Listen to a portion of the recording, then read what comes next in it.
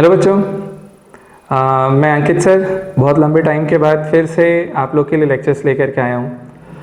और बेटा हम लोग यहाँ पर जो अब लेक्चर्स अपलोड करने वाले हैं आपके पास वो रेगुलरली होगा। और कहीं ना कहीं मैं एक सीरीज़ आप लोग के लिए बना करके देने वाला हूँ यहाँ पे। और ये सीरीज़ होगी बेटा हमारे पास जितने भी PYQs पूछे गए हैं जेई मेंस में पिछले सालों में, उन सारे क्वेश्चंस का कलेक्शंस रहेगा। क्योंकि देखिए बेटा अपन लोग जेई के लिए जब भी आप लोग पढ़ने के लिए जाते हो तो मोस्ट ऑफ द टाइम हम कितना भी पढ़ लें, बट आपको मेन कॉन्फिडेंस जो आपके पास आता है वो कब आता है, जब हम PYQ सॉल्व करते हैं। कि PYQ सॉल्व करते हैं और यदि हमसे बनते हैं तो हम कहीं ना कहीं कॉन्फिडेंट हो जाते हैं कि यार भाई एग्जाम में भी हम जाएंगे और फोड़ के आएंगे।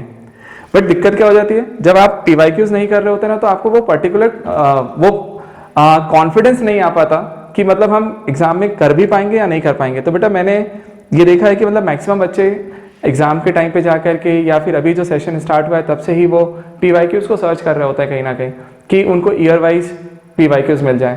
तो हम लोग बेटा इस सीरीज में हम ईयर वाइज PYQs लेकर के आपके पास आ रहे हैं। मतलब चैप्टर्स में मैं बना करके दूंगा आपको, मैथ्स में, फिजिक्स में, ईयर वाइज। जैसे ये वाला लेक्चर हमारा 2023 के सारे PYQs मैं आपको दे रहा हूँ यूनिट्स एंड डायमेंशंस वाले चैप्टर के। तो यूनिट्स एंड डायमेंशंस में 2023 में अलग अलग सेशंस में जो क्वेश्चंस पूछे गए हैं वो सारे क्वेश्चंस का कलेक्शन भी आपको मिलेगा, उनका प्रॉपर सॉल्यूशन भी आपको मिलेगा। और बताऊं बेटा आपको, जब ये आप इस वीडियो को पूरा कंप्लीट देखोगे तो आपको ये फील आएगा कि जो अलग अलग सेशंस में क्वेश्चंस पूछे जा रहे हैं लगभग सिमिलर टाइप है। मतलब एक ही टाइप के क्वेश्चंस होते हैं, छोटी सी चीज को चेंज कर देते हैं, नया क्वेश्चन बन जाता है, नए वाले सेशन में आ जाता है। तो आपको एक्चुअल में देखा जाए तो यदि मैं यहाँ पर ये करवाने जाऊँ तो बेटा इस लेक्चर में मैंने करीब 18 क्वेश्चंस आपके पास लेकर के आ रहा हूँ 2023 के। बट आप यदि सोचोगे कि 18 क्वेश्चंस आपको पढ़ने हैं तो बेटा ऐसा नहीं है। आपको एक पर्टिकुलर पैटर्न समझना है, हर में थोड़ा देखना है। कई क्वेश्चंस तो ऐसे होंगे जो आपके प्रीवियस पर बेस्ड होंगे, तो आपको बस एक प्रॉपर वे में सॉल्व करने का फ्लो पकड़ना है कि हम किस तरीके से आगे बढ़ सकते हैं। और बेटा वो चीज़ करने के लिए मैं यहाँ पर लेक्चर्स को स्टार्ट कर रहा हूँ और सारे PYQs आपको चैप्टर वाइज दूंगा। कहीं ना कहीं एक physics then maths, physics maths, physics maths, इस तरीके से मैं आपको करके दूंगा। तो आप लोग पढ़ो और क्लासेस को अटेंड करो बेटा। अपन ज़्यादा बात ना करते हुए अपन सीधे लेक्चर्स पे चलते हैं और क्वेश्चंस को अटेम्प्ट लगाते हैं। चलिए बेटा, हमारा आज का फर्स्ट क्वेश्चन जो है यहाँ पे, अब देखिए हमारा फर्स्ट क्वेश्चन है यहाँ पे जो 2023 में जनवरी में पूछा गया। अच्छा देखिए बेटा, इसमें कभी हो सकता है कि किसी में डेट और टाइम आगे पीछे, मतलब डेट्स आगे पीछे हो सकती हैं, हाँ, बट ये 2023 में ही पूछा हुआ क्वेश्चन है। ठीक है, अब देखो ध्यान से। हमारा क्वेश्चन था ये कि मैच लिस्ट 1 विथ लिस्ट 2। मतलब यहाँ पर क्या है, आपको मैच द कॉलम दिया हुआ है, आपको अलग अलग टर्म्स दिए गए और एक तरफ आपके फिजिकल क्वांटिटीज हैं, एक तरफ आपके उनके डायमेंशनल फॉर्मुलेस हैं। आपको करेक्ट करके बताना है कि कौन सा वाला किससे मैच करेगा। तो देखिए बेटा पहला क्वेश्चन हम लोग देखते हैं। अच्छा यहाँ पे है ना, मैं आपको सिर्फ सॉल्यूशन नहीं बताऊंगा, आपको तरीके भी बताते चलूंगा कि प्रॉब्लम्स को किस तरीके से अटेम्प्ट लगाया जाए, किस तरीके से सॉल्व किया जाए। जैसे हमारा फर्स्ट प्रॉब्लम है, इसी में हम यदि देखने के लिए जाएं तो देखो बेटा आपको सबसे पहला टर्म, सबसे पहली चीज बताता हूं बेटा, जब भी आप मैच द कॉलम को करने के लिए जाते हैं, एक सजेशन मानिए मेरा कि आप प्रॉब्लम्स को बाद में सॉल्व किया करो, पहले ऑप्शन पे जाओ, ऑप्शन को देखो कि क्या हमें सारे क्वेश्चन सॉल्व करने की जरूरत है। नहीं, कई बार क्या होता है हम एक या दो चीजों को निकाल करके ही पूरे आंसर को टिक कर सकते हैं। जैसे फॉर एग्जांपल यहाँ पे देखा जाए, अब यहाँ पे देखो बेटा ए वाला, फर्स्ट वाला जो है, ए में फर्स्ट वाले में ए का 1 है, सेकंड वाले में ए का 3rd है, थर्ड वाले में ए का 2nd है, फोर्थ वाले में ए का 4th है। मतलब आपको ये दिख रहा है कि ए वाला जो है हर बार अलग अलग दिया है, फर्स्ट, सेकेंड, थर्ड, फोर्थ। मतलब यदि तुमने ए वाले का सही आंसर निकाल लिया तो एग्जैक्टली यदि मान लो ए का आंसर मेरे पास फर्स्ट वाला निकलता है तो हो गया ना भैया, फर्स्ट वाला आंसर ठीक हो जाएगा, बाकी को मुझे चेक करने की जरूरत ही नहीं है। बट मैं अभी सॉल्व करवा रहा हूं तो मैं आपको सारे निकाल करके दे दूंगा, बट आपके लिए बता रहा हूं कि आप ऐसा किया करो। ठीक है, तो जैसे देखो बेटा हमारा फर्स्ट है वो है एंगुलर मोमेंटम। अब एंगुलर मोमेंटम होता क्या है, तो बेटा एंगुलर मोमेंटम के लिए यदि हम बात करने के लिए जाएं तो याद करो, जब अपन एंगुलर मोमेंटम की बात करते हैं तो एंगुलर मोमेंटम को आप कैसे डिफाइन करते हो बेटा, L equals to R cross P। हम लोग क्या बोलते हैं, मोमेंट ऑफ लीनियर मोमेंटम। और मोमेंट ऑफ लीनियर मोमेंटम का फॉर्मूला होता है बेटा R क्रॉस P। R होता है परपेंडिकुलर लेंथ और P जो है वो है लीनियर मोमेंटम। तो बस आपको कभी भी डायमेंशनल फॉर्मूला निकालना है, उसका कोई एक फॉर्मूला लो, उसमें सारी चीजों को डायमेंशंस में कन्वर्ट करो। देखो बेटा ध्यान से, यदि मैं L के लिए निकालने के लिए जाऊं तो R परपेंडिकुलर डिस्टेंस है, डिस्टेंस मींस लेंथ, तो मैंने L से डिनोट किया। बेटा M का फॉर्मूला बताओ, M सॉरी अपन इसको अपन पूरा लिख देते हैं एक बार और इसे लिखा जाए, मैं सिंपल स्केलर फॉर्म में लिख रहा हूँ r और p को हम क्या लिख सकते हैं, मास इनटू वेलोसिटी। तो बेटा ये मेरा फॉर्मूला बन गया। अब इसमें अपन यदि डायमेंशनली फॉर्मूले को रखने के लिए जाएं, डायमेंशनल फॉर्मूला निकालें l के लिए, तो देखो r का लेंथ है परपेंडिकुलर लेंथ, तो उसको हम l से डिनोट करेंगे। m मास है, m वेलोसिटी का क्या होता है बेटा, lt minus 1 displacement upon time. तो lt माइनस 1 मतलब आप इसे सॉल्व करो तो बेटा यहां से निकल के आ रहा है m l2t minus 1, ml2t minus 1। मतलब देखो ml2t माइनस 1 मेरा फर्स्ट वाले का आंसर निकल के आया। अब फर्स्ट वाले का ml2t माइनस 1 है, तो जरा हम चेक करें किस में आ रहा है। a वाले का ml2t माइनस 1 यहाँ से थर्ड वाला है बेटा, ठीक। तो मुझे एक चीज समझ में आया कि a वाले के लिए जो आपका आंसर आ रहा है वो कौन सा है, थर्ड। और अब देखो बेटा एक चीज, यदि हम ऑप्शन वाइज देखने के लिए जाएं तो फर्स्ट में a का फर्स्ट है, सेकंड में a का थर्ड है, थर्ड में a का सेकंड है, फोर्थ में a का फर्स्ट। मतलब इसका मतलब समझ में आ गया मुझे कि ये सेकंड वाला ही मेरा ऑप्शन होगा। तो सिर्फ एक आंसर निकाल करके मैं आगे निकल सकता हूं। अब देखो एक चीज, क्योंकि तुम्हें मैं अभी लेक्चर बना के दे रहा हूं तो मैं सारे सॉल्व करके दे रहा हूं, बट आप जब एग्जाम में अटेम्प्ट करने के लिए जाते हो ना जेईई में, वहां पे तुम्हें तुम्हारा नॉलेज नहीं दिखाना है, तुम्हें ऑप्शन को करेक्ट करके आगे बढ़ जाना है। मतलब वहां पे हमें ये नहीं दिखाना है कि हमें सब आता है। भाई हमारा आंसर एक से यदि आ रहा है ना तो हम दूसरे वाले पे सॉल्व करने नहीं जाएंगे, हम आगे बढ़ जाएंगे। बस हाँ इतना कॉन्फिडेंट होना चाहिए कि आपका आंसर परफेक्ट हो, ठीक। चलो तो हमने फर्स्ट का आंसर थर्ड लगाया, इसके अकॉर्डिंग आंसर तो आ गया बेटा। अपन सेकंड पे निकालते हैं बेटा। जो टॉर्क है हमारे पास, बताइए बी वाले को यदि हम देखने के लिए जाएं, टॉर्क क्या होता है। टॉर्क क्या होता है बेटा, टाउ इक्वल्स टू, आपको याद है आर क्रॉस एफ, मतलब ये होता है मोमेंट ऑफ फोर्स। तो आर क्रॉस एफ। अब बेटा इसके लिए मैं डायमेंशनल फॉर्मूला देखने जाऊं तो आर मतलब क्या होता है, length, perpendicular length l, force का क्या होता है m l t माइनस 2। तो m l t माइनस 2, तो बेटा अपना फॉर्मूला बनेगा m l 2 t माइनस 2। अब m l 2 t माइनस 2 हमारा डायमेंशनल फॉर्मूला है टॉर्क का। तो देखिए बेटा टॉर्क के लिए सेकंड वाले के लिए कौन कनेक्ट कर रहा है, देखिए फर्स्ट के लिए तो मेरा कनेक्ट कर गया ये वाला, सेकंड है टॉर्क के लिए मेरा कनेक्ट कर रहा है सेकंड से m l 2 t minus 2, second का फर्स्ट। और देखो बेटा सेकंड वाले में ऑप्शन बी का फर्स्ट है भी, ठीक। नेक्स्ट वाला क्या आ रहा है आपके पास, स्ट्रेस। अब स्ट्रेस की बात करें, बताओ स्ट्रेस क्या होता है। यदि हम सी वाले पे बात जाने जाएं, स्ट्रेस इक्वल टू होता है फोर्स पर यूनिट एरिया। तो फोर्स अपॉन एरिया। अब फोर्स अपॉन एरिया तो बेटा M L T minus 2 force का डायमेंशनल फॉर्मूला, और एरिया का क्या लिखेंगे बेटा आप, L2 लेंथ इनटू ब्रेड्थ। और यदि इसे सिंप्लीफाई करने जाएं तो हमारा फॉर्मूला बनेगा M L minus 1 T minus 2। अब M L minus 1 T minus 2 ये फोर्थ वाला, तो फोर्थ वाला किससे कनेक्ट कर रहा है बेटा, ये आपका स्ट्रेस, ठीक। M L minus 1 T minus 2, तो देखिए थर्ड का सी वाले का फोर्थ ऑप्शन आ गया। एंड लास्ट वाला जो बचा है वो उसका होता है तो प्रेशर ग्रेडियंट, ठीक है। अब बताओ प्रेशर ग्रेडियंट यदि निकालने जाए तो वो हमारा फॉर्मूला कौन सा वाला है, फोर्थ, लेकिन अपन निकालते हैं। देखो बेटा प्रेशर ग्रेडियंट का फॉर्मूला यदि मैं बताने के लिए जाऊं, एक्सप्लेन करूं आपको, तो देखो ध्यान से एक चीज समझना, ये आपका है फोर्थ वाला, देखो डी। प्रेशर ग्रेडियंट के लिए यदि अपन लिखने जाए तो बेटा प्रेशर ग्रेडियंट याद रखना, प्रेशर ग्रेडियंट मतलब dp बाय dx। ध्यान देना बेटा एक चीज, कहीं पर भी आपको ग्रेडियंट वाला वर्ड दे देना, जैसे वेलोसिटी ग्रेडियंट बोला तो dv बाय dx।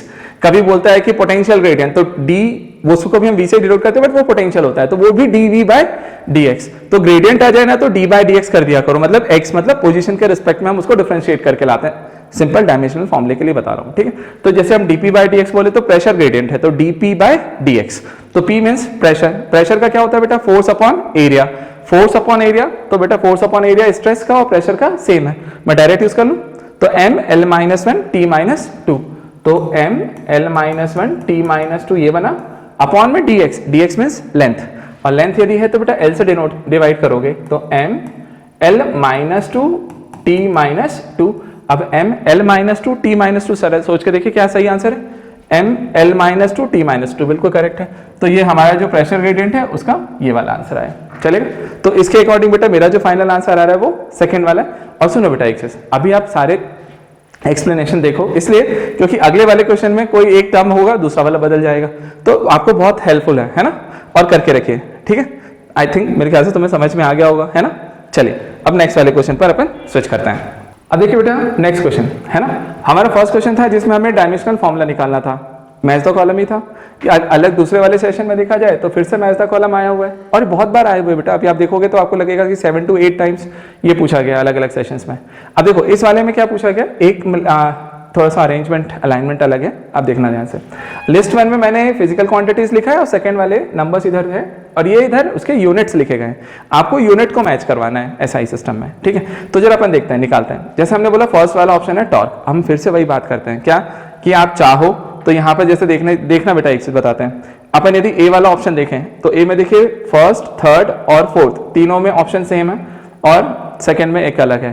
तो मतलब अपन जो भी निकालेंगे तो मेरे को लगता है शायद आंसर फोर्थ वाला आएगा और फिर हमें बाकी को चेक करने पड़ेंगे।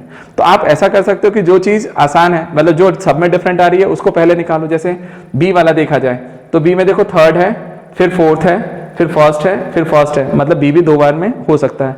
सी वाले में देखें तो फर्स्ट है, थर्ड है, सेकेंड है, थर्ड है और इसमें भी ये है, मतलब डी में। तो मतलब आप कोई सा भी निकाल लो फिलहाल, अभी चलेगा क्योंकि लगभग सिमिलर हैं, ठीक। चलिए बेटा देखते हैं। जैसे हमारा टॉर्क है फर्स्ट वाला, अभी अपन ने टॉर्क के लिए डायमेंशनल फॉर्मूला निकाला था, अब अपन यहाँ पे टॉर्क के लिए निकाल रहे हैं यूनिट्स।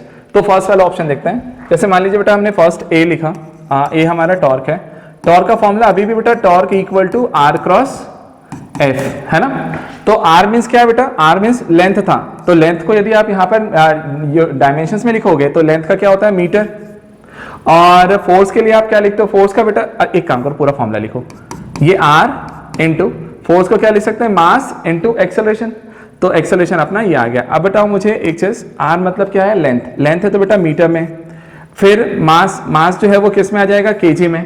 और एक्सेलरेशन क्या होता है बेटा, एक्सेलरेशन हमारे पास एक्सेलरेशन होता है हमारे पास डिस्प्लेसमेंट अपॉन टाइम स्क्वायर है ना। वेलोसिटी अपॉन टाइम, वेलोसिटी को डिस्प्लेसमेंट अपॉन टाइम लिखें तो displacement upon time square. Displacement means metre और टाइम स्क्वायर मतलब सेकंड का स्क्वायर। मतलब देखा जाए तो ये हो जाएगा आपके पास केजी मीटर का स्क्वायर, मीटर स्क्वायर और सेकंड पावर -2 या पर सेकेंड स्क्वायर, ठीक है। अब ऐसा कोई ऑप्शन यदि हम यहाँ पे देखने के लिए जाएं तो हमें क्या मिलता है केजी मीटर स्क्वायर, तो केजी मीटर स्क्वायर सेकेंड -2 ये वाला मतलब फोर्थ वाला। तो हमने देखा यार फर्स्ट टॉर्क के लिए जो निकल के आ रहा है वो कौन सा ऑप्शन निकल के आ रहा है, फोर्थ वाला। और देखो बेटा एक चीज, ए फर्स्ट में, थर्ड में और फोर्थ में तीनों ऑप्शन में फोर्थ वाला ही है, मतलब कहीं ना कहीं हिंट था कि इसका यही आ रहा होगा। चले अब सुनो, एक का तो आ गया, अब ए के बाद में अपन बी को चेक कर लेते हैं। बताओ बी वाला हमारे पास कौन है, बी हमने दिया फिर से एनर्जी डेंसिटी। बेटा एनर्जी डेंसिटी यदि लिख रहे हो तो फिर से बताओ एनर्जी डेंसिटी मींस क्या होता है, एनर्जी अपॉन में वॉल्यूम। याद रखिएगा बेटा, एनर्जी डेंसिटी कभी बोले तो डेंसिटी मतलब per unit volume, energy per unit volume. तो एनर्जी पर यूनिट वॉल्यूम लिखना है तो एनर्जी अपॉन में डेंसिटी। अब बताओ एनर्जी के लिए यदि हम लिखने जाए तो एनर्जी मींस होता है वर्क डन से रिलेट कर सकते हो, मतलब क्या होता है फोर्स इनटू डिस्प्लेसमेंट। और फोर्स के लिए यदि देखा जाए तो देखो बेटा फोर्स के लिए तुमने अभी यहां पर लिख करके रखा है मास इनटू एक्सेलरेशन। तो फोर्स के लिए यदि मैं लिखने जाऊं तो फोर्स का बताओ क्या लिखना चाहिए, केजी मीटर और पर सेकेंड स्क्वायर, ठीक है। तो ये तो इसका हो गया फोर्स का, फोर्स इनटू डिस्प्लेसमेंट, डिस्प्लेसमेंट का क्या आएगा मीटर और अपॉन में बेटा वॉल्यूम आ रहा है, वॉल्यूम मतलब क्या हो जाएगा मीटर का cube, length into breadth into height. तो बेटा इससे जो कैंसिल होगा तो ये दो तो आपके एम स्क्वायर से गए, तो आपके पास जो फाइनल रिजल्ट आ रहा है वो कितना आ रहा है केजी, ये मीटर भी ऊपर गया होगा तो मीटर इनवर्स और सेक की पावर -2। तो ऐसा कोई ऑप्शन बेटा केजी मीटर इनवर्स सेक की पावर -2 मतलब फोर्थ वाला। तो मुझे सेकेंड वाले का ऑप्शन क्या मिल रहा है, सेकेंड का ऑप्शन क्या मिला फर्स्ट। तो बताओ बी वाले का फर्स्ट, बी का फर्स्ट किस में है। अब बी के फर्स्ट के लिए देखो ये अपने को एक चीज समझ में आया, ये दोनों सेम है, इसमें भी ये दोनों भी इसमें भी सेम है, मतलब बी का फर्स्ट आ गया। लेकिन अभी भी हम टिक नहीं कर सकते कि कौन सा है। अब सी निकाल लेते हैं, चलो सी वाले ऑप्शन पे आओ। सी कौन सा है, प्रेशर ग्रेडियंट। अभी आपको फॉर्मुला दिया, देखो मैंने बोला ना सब एक दूसरे से रिलेट करते हैं, टर्म्स देखे जाए तो वही वाले हैं। टॉर्क वहां पे तुमने डायमेंशनल फॉर्मुला निकाला, यहाँ यूनिट निकाल रहे हो। अब देखो प्रेशर ग्रेडियंट पे आते हैं यदि सी वाले पॉइंट पे, तो हम फिर से वही वाला फॉर्मुला बेटा dp/dx। Pressure means force upon area, upon में x मतलब लेंथ होता है, ठीक है। तो सिंपल लेंथ लिख देते हैं, ठीक। अब मुझे बताओ क्या बनेगा बेटा, फोर्स अपॉन में एरिया इनटू लेंथ, मतलब ये हो गया वॉल्यूम, तो वॉल्यूम का क्यूब, सॉरी हाँ वॉल्यूम का क्यूब हो जाएगा एरिया मतलब लेंथ इनटू ब्रेड्थ, और इधर से लेंथ तो ओवरऑल L क्यूब बन गया। अब मुझे बताओ फोर्स का डायमेंशनल यूनिट, फोर्स का यूनिट अभी आपने क्या लिखा है यहाँ से बताओ बेटा, केजी मीटर पर सेकेंड स्क्वायर, और अपॉन में आएगा ये मीटर क्यूब। तो यहां से यदि आप कैंसिल करोगे तो आपके पास जो रिजल्ट निकल के आ रहा होगा वो केजी और मीटर की पावर -2 कैंसिल होने के बाद, एंड सेकेंड की पावर भी -2, तो केजी मीटर -2 एंड सेकेंड -2, मतलब थर्ड वाला ऑप्शन आ रहा है। ये किसका है? प्रेशर ग्रेडियंट का, तो इसका डायरेक्ट सामने सामने, तो सी वाले का थर्ड आंसर ये वाला आपका करेक्ट हो गया। मतलब अपने को फाइनली आंसर जो मिला वो कौन सा वाला मिला? फोर्थ, मतलब मेरा फोर्थ ऑप्शन यहाँ पे करेक्ट है। तो बेटा ऐसे है ना, आप क्वेश्चंस में जाओगे ना तो आप आगे बढ़ते जाओगे। और मुझे देखो एक्सप्लेन करने में इतना टाइम लगता है, बट एक्चुअल में जब आप सॉल्व करने के लिए जाओ तो विद इन अ मिनट, मतलब 1 मिनट के अंदर में ये प्रॉब्लम सॉल्व आसानी से हो जाएगा। और बताओ ये वाला जो चैप्टर है, इसके जो भी क्वेश्चन पूछे जाते हैं कहीं ना कहीं आसान होते हैं, और यदि आसान है तो बेटा वो आपका एक बोनस मार्क है। मतलब एक टाइप से देख के जाओ कि मतलब वो आपका छूटना नहीं चाहिए, आपका गलत नहीं होना चाहिए। तो थोड़ा बहुत पढ़ना है, पढ़ लो यार, ठीक। देखो इम्पल्स अपन लास्ट वाला भी बता ही देता है। यदि हम इम्पल्स के बारे में बात करने जाए डी, तो बेटा इम्पल्स के लिए यदि हम फॉर्मूला लिखते हैं तो फोर्स इंटू टाइम, तो फोर्स इंटू टाइम यदि लिख रहे हो तो फोर्स के लिए फिर से वही डायमेंशनल यूनिट लिख दीजिए कि केजी मीटर पर सेकेंड स्क्वायर, और यहां से टाइम को भी लोगे तो आप सेकेंड आएगा, तो 1 सेकेंड कैंसिल होगा, तो रिजल्ट आ रहा है केजी मीटर सेकेंड इनवर्स। तो केजी मीटर सेकेंड इनवर्स मतलब ये वाला फोर्थ सेकेंड वाला ऑप्शन है ये, ठीक। तो ऐसे करके आपका जो फाइनल आंसर है वो फोर्थ वाला है, ठीक है। चलिए ये अपना सेकेंड हुआ। अब नेक्स्ट क्वेश्चन पे आते हैं, और देखो नेक्स्ट वाला भी फिर से मैच द कॉलम है, और बहुत सारे टर्म्स सिमिलर ही होंगे, कुछ होंगे जो अलग से आ जाएंगे। चलिए नेक्स्ट बात है। अब देखिए बेटा, अब अपना नेक्स्ट क्वेश्चन जो है वो हमारा क्या दिया कि फिर से वही मैच द कॉलम पूछा गया, और इसमें हमसे क्या बोला गया कि इधर साइड आपके फिजिकल क्वांटिटीज हैं और इधर उसके डायमेंशनल फॉर्मूले दिए हुए हैं। अब देखो कहीं ना कहीं तुम देखना इस वाले मैच द कॉलम में फिर से क्वेश्चंस कुछ रिपीट हो रहे होंगे, टर्म्स रिपीट हो रहे होंगे जो पहले हमने पढ़ के रखे हैं। जैसे पहला ही हमारा प्रेशर ग्रेडियंट। अब प्रेशर ग्रेडियंट आप अभी निकाल चुके हो, तो उसके लिए हमें डायमेंशनल फॉर्मूला देखना है। हम बार बार निकालते हैं, जितनी बार आ रहा लिख देता हूं मैं, मुझे कोई दिक्कत नहीं है, तुम समझ के रखो। क्या आएगा बेटा? Pressure gradient dp/dx। Pressure means force upon area, तो बेटा फोर्स का क्या होता है? mlt-2 अपॉन एरिया, तो L2, और अपॉन में क्या आएगा? dx, dx मीन्स लेंथ, एक कैंसिल होगा तो आपका आ रहा होगा ml-2t-2, ml-2t-2। अब ml-2t-2 कौन सा वाला है भाई? थर्ड वाला।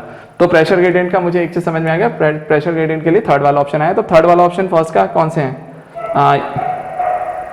दो चॉइस है बेटा, फर्स्ट वाला और थर्ड वाला, उन दोनों में ए का थर्ड आ रहा है, बाकी तो है ही नहीं, ठीक। अब ए फर्स्ट और थर्ड में से कोई एक आंसर होने वाला है। चलो अगला वाला देखते हैं।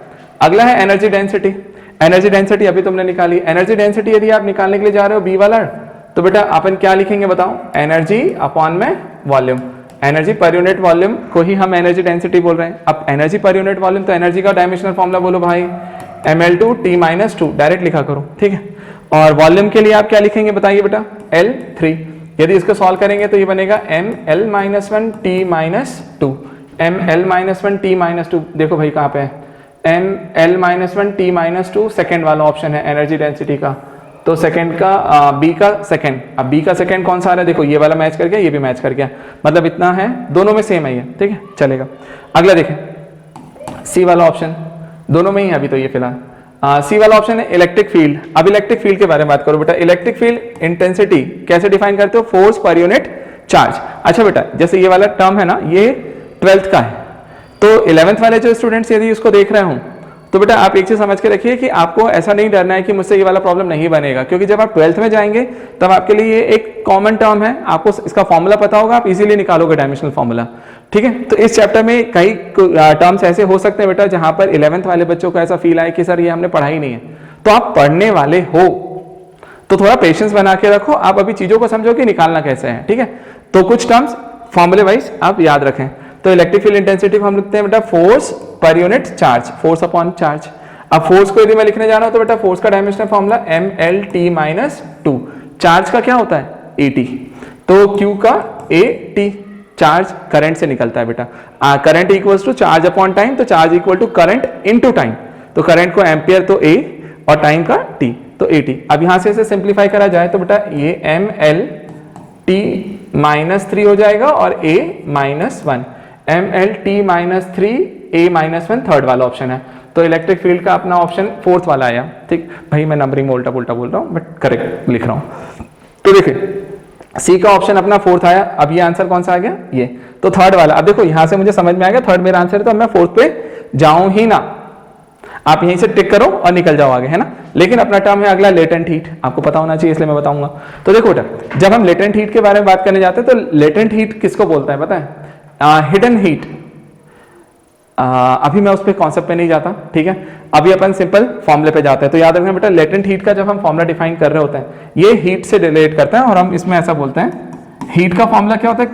Q इक्वल टू होता है मास इनटू लेटेंट हीट। ये वो वाली हीट होती है जो आइस को वाटर में कन्वर्ट करने के काम आती है। जैसे हम लोग बोलने जाए ना तो 0 डिग्री सेल्सियस पे हमें आइस भी मिलता है और 0 डिग्री सेल्सियस का हमें वाटर भी मिलता है।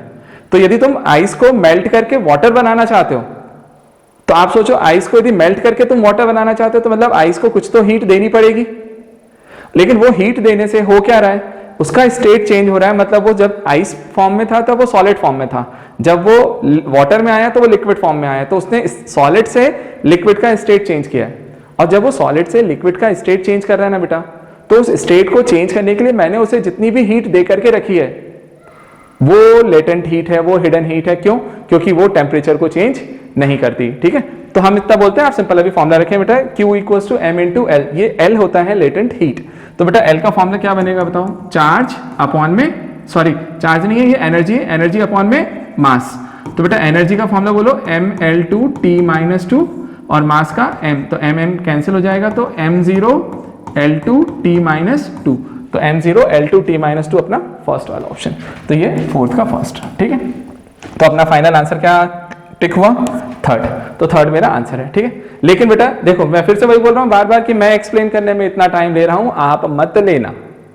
आप जल्दी से ऑप्शंस को देखो, उसके हिसाब से टिक करो और आगे निकलो, ठीक। चलिए अब नेक्स्ट वाला देखते हैं। अब देखिए बेटा, ये हमारा नेक्स्ट प्रॉब्लम है। फिर से वही मैच द कॉलम आया, ठीक है। और देखो यहाँ पे तुम देखते जाना ना, डेट बदलती रहेंगी, ठीक।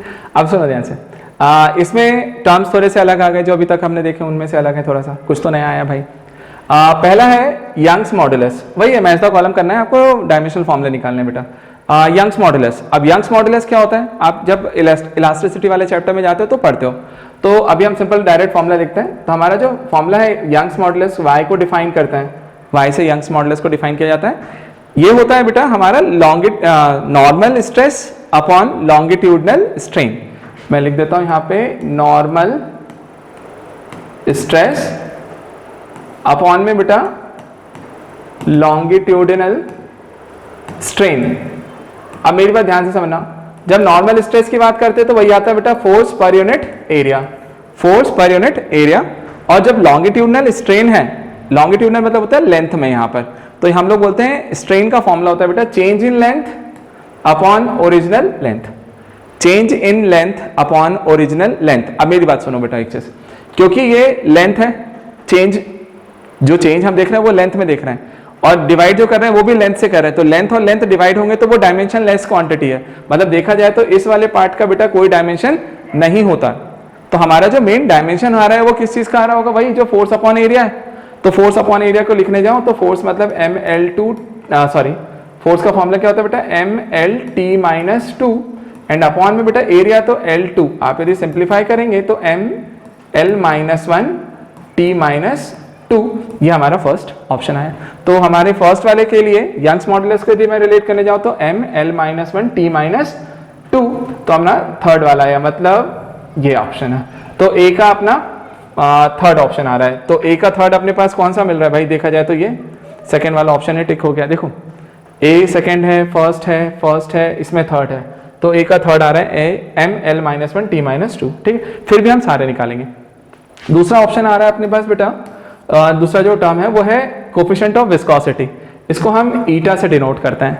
तो बेटा जब भी हम ईटा से डिनोट करने वाले कोफिशिएंट ऑफ विस्कोसिटी के लिए निकालने जाए, तो मेरी बात सुनो एक चीज, किसी भी टर्म के लिए डायमेंशनल फॉर्मूला निकालना है तो आपको उससे रिलेटेड कोई एक फॉर्मूला पता होना चाहिए। यदि फॉर्मूला पता है तो आप उस फॉर्मूले में सिंपल सबके डायमेंशंस रखो, आपका आंसर आ जाएगा। जैसे यदि मैं बोलने जाऊं तो यहाँ पर हमारे पास एक फॉर्मूला होता था F = 6 पाई ईटा RV। ये आपने विस्कोसिटी वाले चैप्टर में पढ़ के रखा है। तो F = 6 पाई ईटा RV। ईटा जो है बेटा वो हमारा है कोफिशिएंट ऑफ विस्कोसिटी। अब देखो यदि मैं ईटा के लिए निकालने जाऊं तो F अपॉन में 6 pi into R into V। तो देखो बेटा अब डायमेंशंस रखने की बारी आई।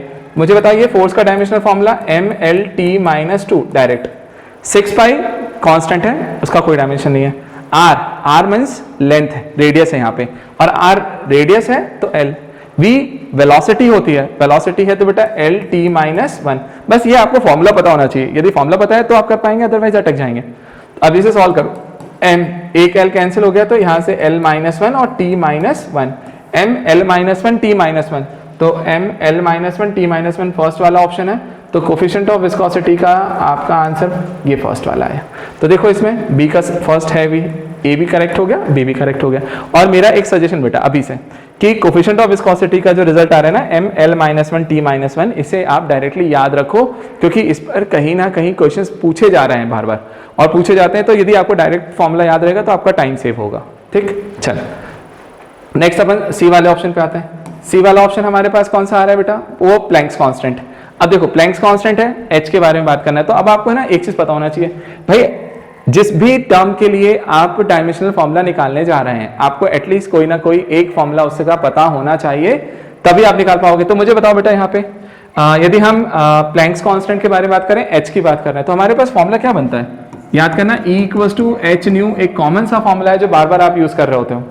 तो E equals to H nu हमने बोला, तो यहाँ पर H का प्लैंक्स कांस्टेंट है, वो हो जाएगा E अपॉन में न्यू। न्यू मीन्स होता है फ्रीक्वेंसी, E है एनर्जी। अब बेटा डायमेंशंस रखते हैं, एनर्जी का डायमेंशन होता है ml2t माइनस 2, फ्रीक्वेंसी होती है बेटा 1 अपॉन टाइम पीरियड, तो इसको क्या लिखा जाएगा 1/t, तो हमने यहाँ से 1/t लिखा। तो अब यदि मैं इससे सिंप्लीफाई करूँ तो क्या बनेगा ml2 और ये t ऊपर जाएगा तो t माइनस 1, तो ml2t माइनस 1 कहाँ गया, ml2t माइनस 1, ये आपका सी वाले का आंसर थर्ड वाला है, ml2t माइनस 1 ये सेकेंड वाला ऑप्शन है। ठीक है, अभी देखो अगला नेक्स्ट लास्ट वाला ऑप्शन क्या है, वो है वर्क फंक्शन। अब सुनिए बेटा ध्यान से, जैसे ही वर्क फंक्शन आ गया, अब हमारे दिमाग में आता है कि वर्क फंक्शन होता क्या है, तो ध्यान से सुनना बेटा एक चीज, जब हम लोग मॉडर्न फिजिक्स में होते हैं तो इक्वेशन आइंस्टाइन का एक इक्वेशन हम लोग पढ़ रहे होते हैं, है ना, फोटो इलेक्ट्रिक इफेक्ट के लिए, वहां पर हम ये टर्म डिफाइन करते हैं, हम ये बोलते हैं कि यदि कोई एक ऑब्जेक्ट है और उसके ऊपर यदि आप लाइट को या फोटॉन्स को इंसिडेंट करवा रहे हो, तो वो मिनिमम एनर्जी, जब वो मिनिमम एनर्जी जहां से इलेक्ट्रॉन्स का इमिशन स्टार्ट होता है, मतलब फोटो इलेक्ट्रॉन्स वगैरह जो बाहर निकलते हैं उसका इमिशन स्टार्ट होता है, मतलब ये एक मिनिमम एनर्जी होती है कि इतनी मिनिमम एनर्जी दोगे तभी वो उठेगा, तभी हम उसको क्या बोलते हैं, वर्क फंक्शन बोलते हैं। जैसे एग्जांपल के लिए सुनो, मैं बोला जैसे सपोज करो कि आप सो रहे हो, आपको मुझे उठाना है, तो आपको उठाने के लिए मेरे पास तरीका क्या है कि मान लो एक बच्चे को जब स्कूल जा रहा होता है ना सुबह सुबह और वो उठता नहीं है, तो आप क्या करते हो, आप उसको थप्पड़ मारते हो, सॉरी थप्पड़ नहीं मारते हो, लेकिन मैं एग्जांपल के लिए बोल रहा हूँ, लेकिन आप यदि मान लो बच्चा बहुत ढीठ है, नहीं उठ रहा, तो आप क्या करोगे, थप्पड़ मारोगे।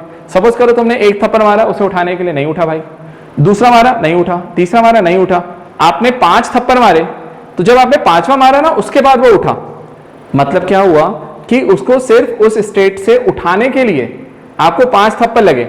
हाँ, उसके बाद आप एक थप्पड़ मारो, उसमें वो सारे काम करके देगा तुम्हें।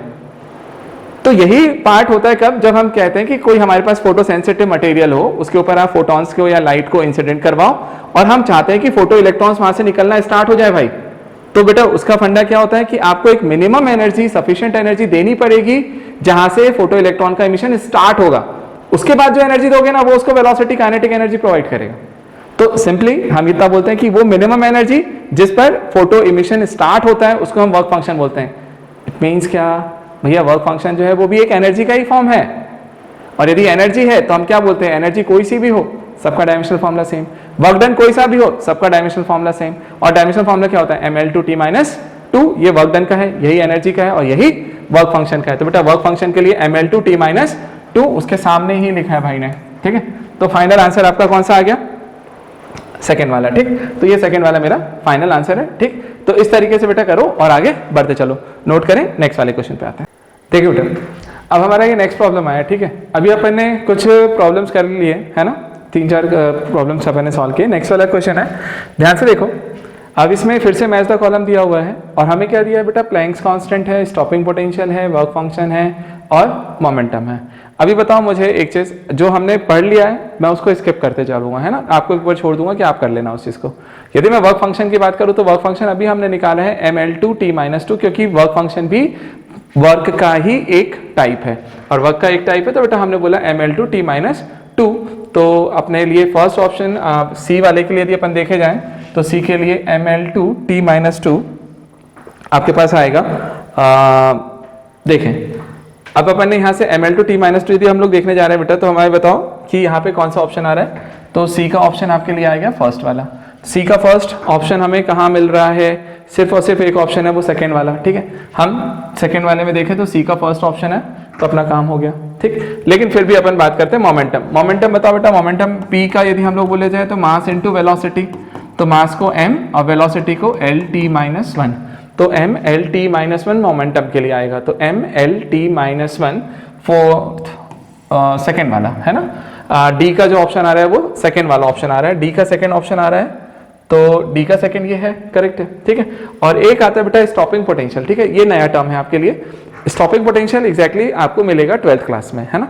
बट अभी हम लोग यदि सिंपल सी बात करें तो है तो क्या, स्टॉपिंग पोटेंशियल है, तो पोटेंशियल ही ना। तो पोटेंशियल यदि हम डिफाइन करने के लिए जाएं तो बेटा मैं पोटेंशियल के बारे में यदि बात करने जाऊं तो पोटेंशियल को हम लोग कैसे लिखते थे, याद है? पोटेंशियल इक्वल टू होता था work done upon charge, work done पर यूनिट चार्ज। तो वर्क डन अपॉन चार्ज यदि लिखने जा रहा हूं तो बेटा ये ml2t-2 work done upon charge क्या होता है, 80। मतलब सॉल्व करेंगे तो ml2t-3a-1, तो ml2t-3a-1 मतलब ये हमारा आंसर हो जाता है स्टॉपिंग पोटेंशियल के लिए। तो अपन ओवरऑल प्लैंक्स कांस्टेंट अभी आप निकाल चुके हो, मैच कर लेना, वो थर्ड वाला आ रहा होगा इसका। ठीक है, तो अपन यदि बोले तो अपना ऑप्शन कौन सा करेक्ट हो गया, सेकंड वाला। तो ऑप्शन करेक्ट करते चलो और आगे बढ़ते चलो। जितने भी नए टर्म्स आते चलेंगे मैं उसको एक्सप्लेन करते चलूंगा, जो पुराने वाले हैं उसको छोड़ते चलूंगा कि आप कर लेना। ठीक है, चलो अब नेक्स्ट क्वेश्चन पे आते हैं अपन यहाँ से। अब देखिए बेटा, अब हमारा नेक्स्ट प्रॉब्लम है, उसमें हमारे पास क्या दिया हुआ है, फिर से स्प्रिंग मैच द कॉलम ही है। स्प्रिंग कांस्टेंट एक नया टर्म आया, बताता हूँ मैं आपको। एंगुलर स्पीड बता देते हैं, एंगुलर मोमेंटम हम निकाल चुके हैं, मोमेंट ऑफ इनर्शिया मैं आपको बता देता हूँ, ध्यान से सुनो बेटा। यदि मैं स्प्रिंग कांस्टेंट के बारे में बात करने जाऊँ तो हमारा यहाँ पर एक फॉर्मूला होता है स्प्रिंग कांस्टेंट से रिलेटेड, वो फर्स्ट वाले के लिए। तो फोर्स इक्वल टू होता है माइनस के एक्स। ये स्प्रिंग कांस्टेंट वाले पार्ट में जब जाओगे आप तो पढ़ोगे। तो फोर्स एफ होता है फोर्स, के होता है स्प्रिंग कांस्टेंट और एक्स होता है डिस्प्लेसमेंट। तो बेटा यदि यहां से मैं के के बारे में निकालने जाऊं तो एफ बाय एक्स, मैंने आपसे अभी भी बोला था कि यदि डायमेंशनल फॉर्मूला निकालना है तो बेटा मुझे बस कोई एक फॉर्मूला पता होना चाहिए ताकि मैं उसको कन्वर्ट करके लेके आ जाऊं। तो एफ बाय एक्स यदि मैं लिखने जाऊं तो एफ का फॉर्मूला बोलो बेटा mlt-2 फोर्स है, अपॉन में x मींस लेंथ है, एल एल कैंसिल हो जाएगा तो बेटा mt-2। तो mt-2 अपना क्या आने वाला है बताओ, mt-2 आपके लिए क्या निकल के आया, स्प्रिंग कांस्टेंट के लिए। तो स्प्रिंग कांस्टेंट से रिलेट करते हुए अपन ए के लिए ऑप्शन देते हैं mt-2। तो बेटा ए का ऑप्शन अपने पास आ रहा है सेकंड वाला। तो ए के लिए सेकंड ऑप्शन में अपने पास दो ऑप्शंस निकल के आते बेटा, फर्स्ट और थर्ड, ये दोनों तो रिजेक्ट हो गए। चलो नेक्स्ट वाले पे आए। नेक्स्ट वाला टर्म है अपने पास एंगुलर स्पीड। यदि हम बी पे जाएं, एंगुलर स्पीड, अब एंगुलर स्पीड बोलो या एंगुलर वेलोसिटी, हमें डायमेंशनल फॉर्मूला देखना है। तो एंगुलर वेलोसिटी बोल दो, उसका मैग्नीट्यूड निकालोगे, स्पीड में जाएगा। तो हमें बोला ओमेगा इक्वल टू क्या होता है, याद है, angular displacement upon time interval.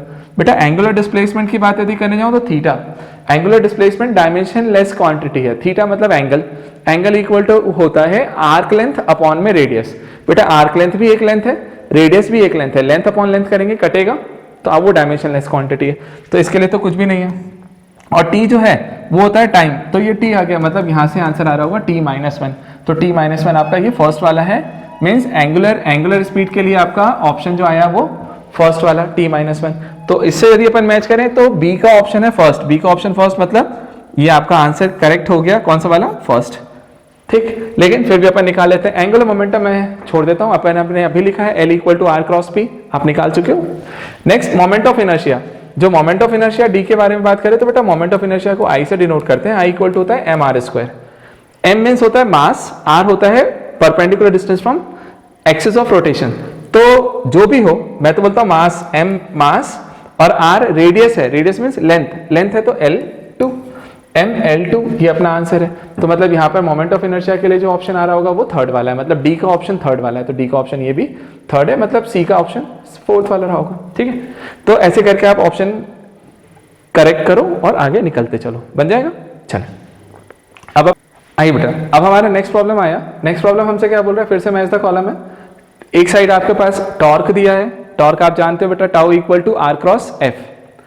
Stress force upon area हम ये अभी निकाल चुके हैं सारा। प्रेशर ग्रेडियंट प्रेशर ग्रेडियंट क्या होता है बेटा, dp बाय dx, तो प्रेशर अपॉन में लेंथ, तो प्रेशर अपॉन में लेंथ आप प्रेशर ग्रेडियंट निकाल लोगे। कोफिशिएंट ऑफ विस्कोसिटी आपने अभी देखा है ml-1 t-1, तो बेटा ये वाला प्रॉब्लम मैंने आपको दिया, ठीक है, कि इस वाले का आंसर आपको चारों पता है, बस आप उसे निकाल करके करेक्ट ऑप्शन को टिक करना और कमेंट बॉक्स में मुझे वो आंसर मेंशन करना कि बेटा आपका इसका आंसर क्या निकल गया है, ठीक है। चलिए ये आपके लिए था, ठीक। चलो नेक्स्ट वाले पे आए। अब देखिए बेटा, अब हमारा जो नेक्स्ट प्रॉब्लम है वो भी क्या दिया हुआ है, मैच द कॉलम ही है। आपको यहाँ पर एक साइड फिजिकल क्वांटिटी गिवन है, दूसरी साइड में उसके यूनिट्स गिवन है, ठीक है। तो फिजिकल क्वांटिटी क्या दिया है, फर्स्ट है सरफेस टेंशन। मैं आपको बता रहा हूँ, ये भी आपके लिए होमवर्क है, आप मुझे करके ऑप्शन को कमेंट बॉक्स में बताओ कि जब हम यहाँ सरफेस टेंशन निकालने जाते हैं तो सरफेस टेंशन हमने आपसे बोला है force upon length, force upon length, तो ये आ जाएगा। प्रेशर क्या होता है, फोर्स अपॉन एरिया। विस्कोसिटी, बेटा यहाँ विस्कोसिटी कोफिशिएंट की बात हो रही है ईटा की, है ना, ml-1 t-1 आप लिख चुके हो। और इंपल्स क्या होता है बेटा, फोर्स इंटू टाइम, इंपल्स है फोर्स इंटू टाइम। अब फोर्स इंटू टाइम है तो आप इसका डायमेंशनल फॉर्मूला निकालो और देखिए सबके डायमेंशनल फॉर्मूले निकाल लिया करो, उसमें बाद में जाकर के यूनिट फिट कर दो, ठीक। जैसे मैं एक इंपल्स के लिए बता देता हूं तुम्हें, है ना, जैसे यदि मान लो इंपल्स की बात करते हैं तो डी वाले के लिए यदि मैं इंपल्स बोलूं तो इंपल्स आई, इंपल्स लिख देते हैं अपन उसे सिंपली, इंपल्स इक्वल्स टू होता है बेटा फोर्स इंटू टाइम। अब सोचो फोर्स इंटू टाइम, तो फोर्स का डायमेंशनल फॉर्मूला ml-t-2 और टाइम का t, तो बेटा ओवरऑल ml-t-1 आया। अब जैसे डायमेंशनल फॉर्मूला आ गया ना, तो अब क्या कर लिया करो, m की जगह क्या आएगा, मास, मास है तो kg, तो m को हमने लिखा, यदि हम यूनिट लिख रहे हैं तो m की जगह पे kg। l क्या है, लेंथ, लेंथ मीन्स मीटर, और टाइम क्या है, सेकेंड, तो s इनवर्स, तो kg मीटर सेकेंड इनवर्स, ये हमारा आंसर है। ऑप्शन इसमें गलत था, इसका आंसर मैं उसे करेक्ट कर दिया हूँ, ठीक है। तो मैंने एक तो आपको आंसर ही बता दिया कि यार भैया फोर्थ वाले का जो ऑप्शन, डी वाले का ऑप्शन जो है वो कौन सा है, सेकेंड वाला। अब डी का सेकंड में देखो एक सेकंड वाला ऑप्शन आता है और एक थर्ड वाला आता है। अब बाकी चीज आप मुझे करके कमेंट बॉक्स में बताएंगे कि एग्जैक्टली इसका आंसर क्या है। इतना तो छोड़ सकता हूं यार तुम्हारे ऊपर, है ना, आपको आता है। चले नेक्स्ट वाले क्वेश्चन पे जाते हैं, आगे बढ़ते हैं, नोट कीजिए। अब देखिए बेटा, अभी तक जो अपने पास प्रॉब्लम्स निकल के आ रहे थे यहाँ पे, वो हमारे पास कौन से आ रहे थे, जहाँ पे मैच द कॉलम दे करके वो हमसे टर्म्स निकलवा रहा है। अब मैं ये जो क्वेश्चन आया ना, ये वाला क्वेश्चन एग्जैक्टली 12th क्लास का है ना, बट ये है आपका बेस्ड किस चीज पर, ये है बेस्ड आपका प्रिंसिपल ऑफ होमोजेनिटी। तो अब हम थोड़े डिफरेंट टाइप के क्वेश्चंस में आ रहे हैं जो हमसे पूछे जा रहे हैं। अभी प्रिंसिपल ऑफ होमोजेनिटी पर बेस्ड कुछ क्वेश्चंस करवाता हूं, देन उसके बाद कुछ क्वेश्चंस एरर्स पे आए हुए हैं, तो हम एरर्स वाले पार्ट पे आते हैं, है ना। ध्यान से देखें बेटा कि अपन से ये गिवन है कि electric field in a certain region is given by E equal to a by x square i cap plus b by y cube j cap. मतलब मैं यहाँ लिखता हूँ electric field intensity E equals to a by x square i cap plus b by y cube j cap, ये आपका आ गया, ठीक है। अब हमसे क्या बोला गया, ध्यान से सुनो, the SI unit of A and B, आपको A और B की SI यूनिट निकालनी है, SI यूनिट, है ना। अब सुनो मेरी बात ध्यान से, प्रिंसिपल ऑफ होमोजेनिटी क्या होता है, वो हमसे क्या बोलता है, ध्यान से समझना बेटा, एक लाइन का है कि हमेशा सिमिलर क्वांटिटीज ही ऐड होती हैं, फिजिकल क्वांटिटीज सब्ट्रैक्ट होती हैं, और आंसर में भी वही क्वांटिटी मिलती है। जैसे फॉर एग्जांपल मैं बोलूं कि 5 किलोमीटर में मैं 10 किलोमीटर को ऐड करूं तो मेरा आंसर क्या आएगा सर, 15 किलोमीटर। क्यों, क्योंकि 5 किलोमीटर जो है वो लेंथ है, 10 किलोमीटर ऐड किया वो भी लेंथ है, आंसर में जो 15 किलोमीटर आ रहा है वो भी लेंथ है, तो 5 प्लस 10 इक्वल टू 15। तो हमने बोला लेंथ में लेंथ को ऐड किया और आंसर भी लेंथ ही मिला, ये सब बोलते हैं प्रिंसिपल ऑफ होमोजेनिटी। बट वहीं पर यदि मैं तुमसे बोलूं कि 5 किलोमीटर में 10 किलोग्राम को ऐड कर दो सर, तो 5 किलोमीटर प्लस 10 किलोग्राम मिलकर के मैं आंसर नहीं दे पाऊंगा कि एग्जैक्टली क्या है। क्यों, क्योंकि किलोमीटर लेंथ की यूनिट है, किलोग्राम मास की यूनिट है। तो हमेशा सिमिलर टर्म्स ही ऐड होते हैं, सब्ट्रैक्ट होते हैं, और आंसर में भी वही टर्म मिल रहा होता है। तो जैसे देखो बेटा, यहाँ पे मैंने इतना सा लॉजिक लगाया, मैंने बोला यार ई जो है वो इलेक्ट्रिक फील्ड इंटेंसिटी है। अब ये इंटेंसिटी बनी है ये दो टर्म से मिक्स होकर के, एक आई कैप वाले से और एक जे कैप वाले से।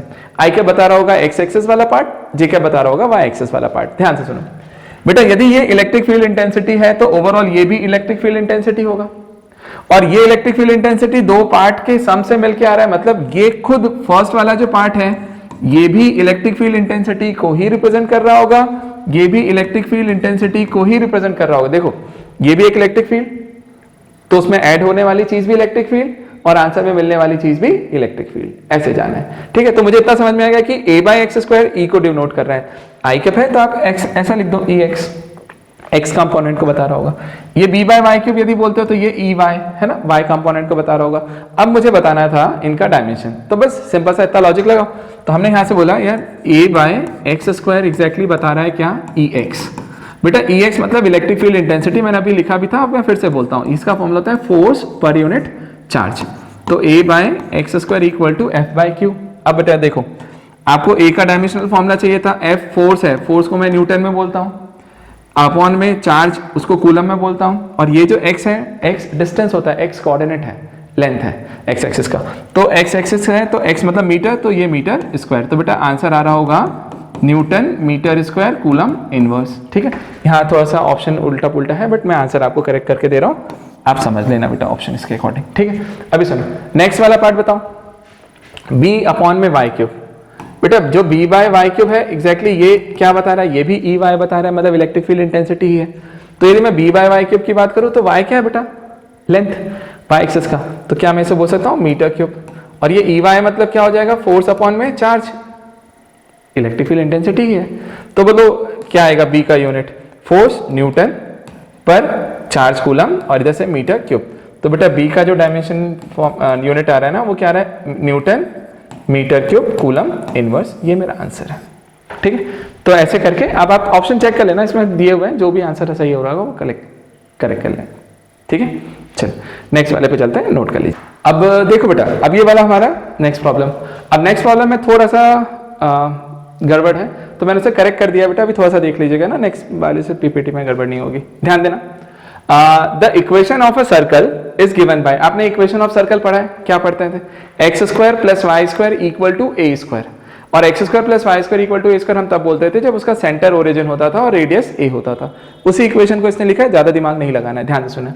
The equation of circle is given by X square plus Y square equal to A square. तो चलो भैया मैंने लिखा, अब मुझे बताओ एक चीज सिंपल सा, हम डायमेंशनली जा रहे हैं, ए हमें उसने बोल के रखा है ए रेडियस है, रेडियस मींस लेंथ। यार यदि ये लेंथ का स्क्वायर है तो इक्वल टू में इधर जो आ रहा होगा ये पूरा भी लेंथ का स्क्वायर ही होगा, प्रिंसिपल ऑफ होमोजेनिटी बताते हैं।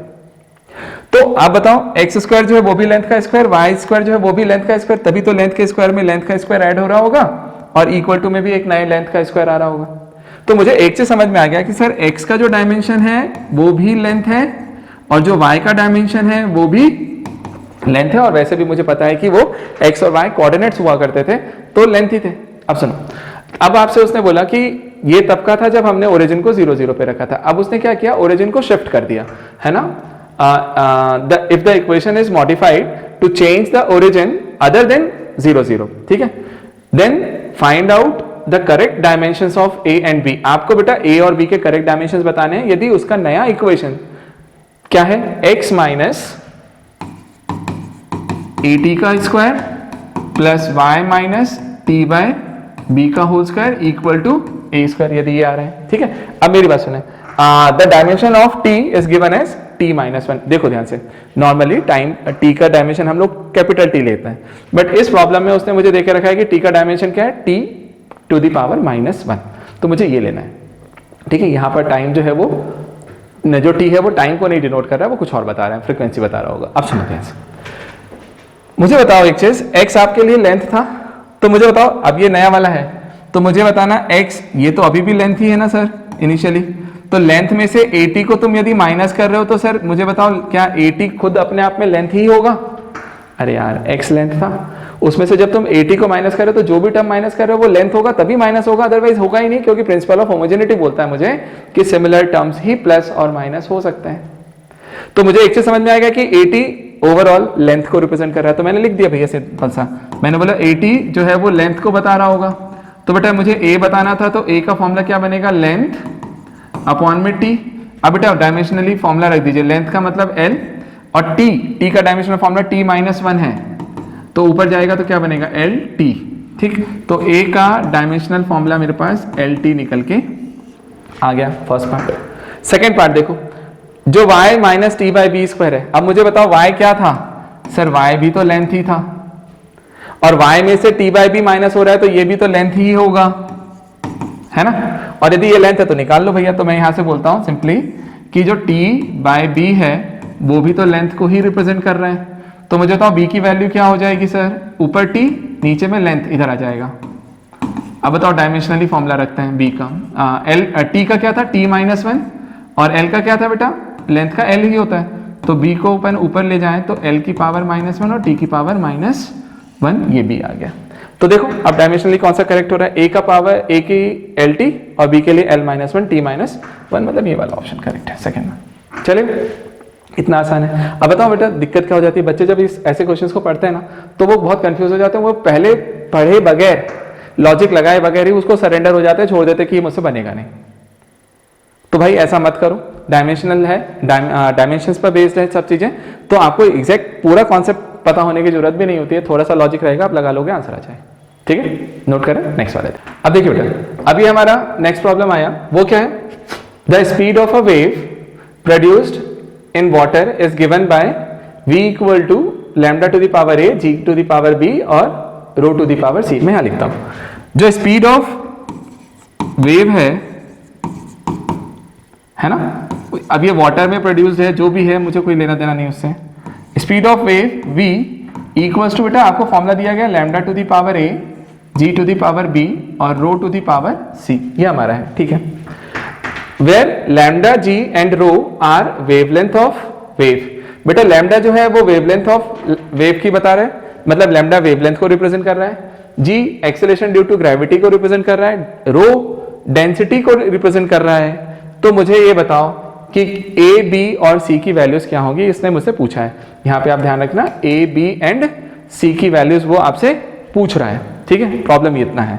अब मेरी बात सुनो, यदि ऐसा प्रॉब्लम आया और ऐसे क्वेश्चंस पूछे जाते हैं, तो यदि ऐसा प्रॉब्लम आया ना बेटा, तो हम लोग ये ध्यान रखें कि सिंपल सा कुछ नहीं है, प्रिंसिपल ऑफ होमोजेनिटी लगाएंगे, आंसर आ जाएगा। ध्यान से देखें क्या बोलेंगे बेटा, आप जैसे वेलोसिटी की बात करते हैं, आप सिंपल सा बताओ मुझे एक चीज, यदि ये स्पीड ऑफ वेव है LHS वाला पार्ट और इसी का फॉर्मूला तुम लिख रहे हो, तो ओवरऑल RHS भी मिलकर के स्पीड ऑफ वेव ही दे रहा होगा। क्यों? क्योंकि इधर वेव है, स्पीड है, तो उधर भी स्पीड होगी, क्योंकि स्पीड ही स्पीड के बराबर हो सकती है, मास के बराबर स्पीड कभी नहीं होगा। समझ में? तो हम लोग बोलते हैं प्रिंसिपल ऑफ होमोजेनिटी से कि ये दोनों का डायमेंशन तो सेम है, तो दोनों के डायमेंशनल फॉर्मूले लिख दिए जाएं।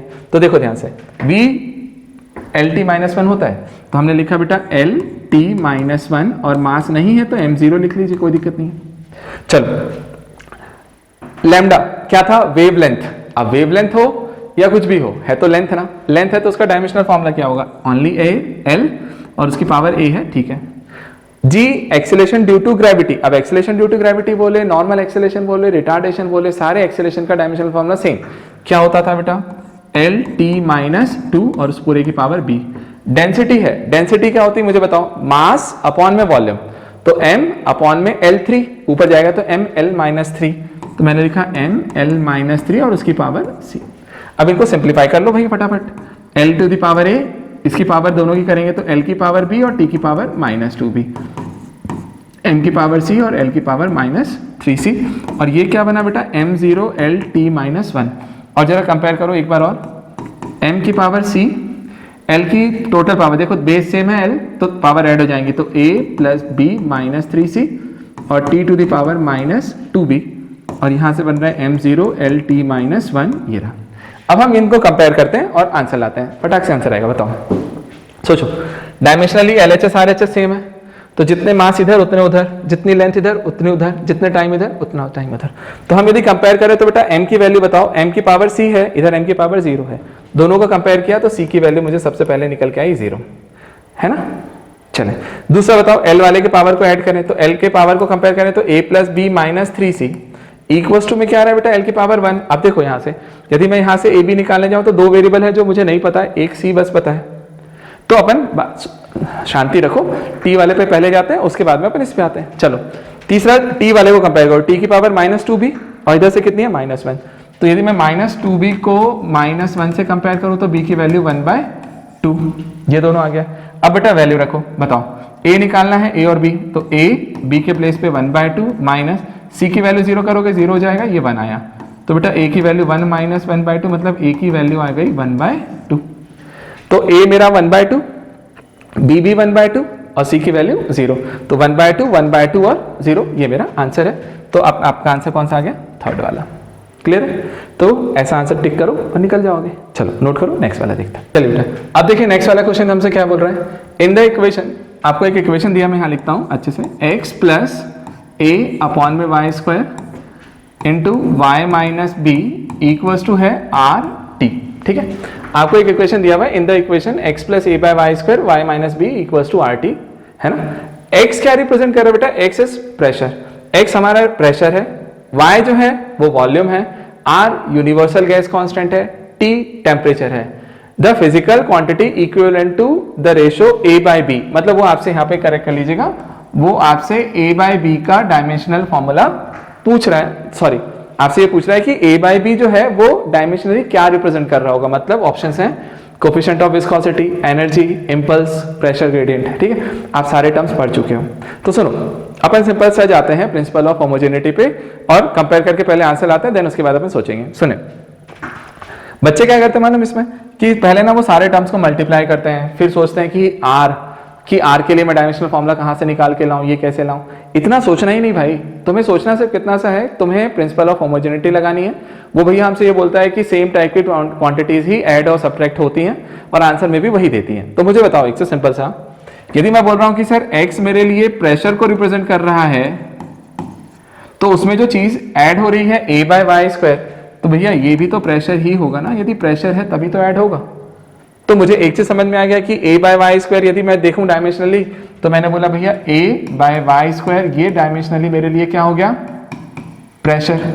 चलो तो डायमेंशनल फॉर्मूला रखते हैं, a का वैल्यू निकालते हैं। y मतलब क्या था, वॉल्यूम, वॉल्यूम का क्या होता है L3, उसका स्क्वायर करेंगे तो L6।